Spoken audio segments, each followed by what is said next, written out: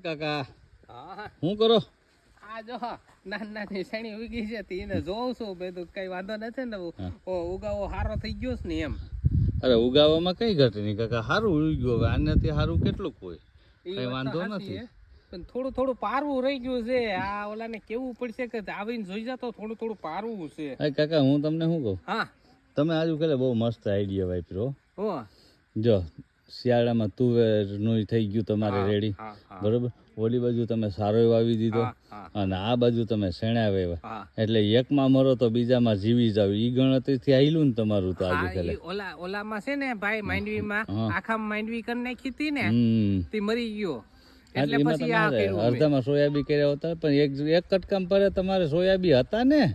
ઈ હતાથી પણ એમાં હું આવે પછી અચાનક સોયાબીન હતા. એવું તો હાલ્યા કરે ભલામણ. હવે આ કુદરતનો કોપ આવ્યો તો હવે તમારું ને મારું થોડું હાલે કઈ હા ને. હા હાશું ખોટું મારું નહીં તો પછી શેણામાં હવે આજુ કાલે વાંધો નહીં. હવે હારા શેણા છે, જો આમાં કઈ આ શેણા કઈ નબળા થોડા કહેવાય. નહીં એમ તો ઉગાવો તો સારો જ છે. એમ આમ ઉગાવામાં કઈ ઘટે નહીં. જો મસ્ત ના છે. આખા દીમાં છે ને એ બધાયની અંદર એક વાર હું આટો મારી લઉં, જોઈ લઉં કે શું છે. હા કઈ પોઝિશન ખરાબ નથી ને. હા એની પેલા સગવડ ખરાબ કરી લઉં. એટલે આપણી ખિસ્સાની પોઝિશન ફૂલ ખરાબ. ખરાબ. વાહ કાકા વાહ.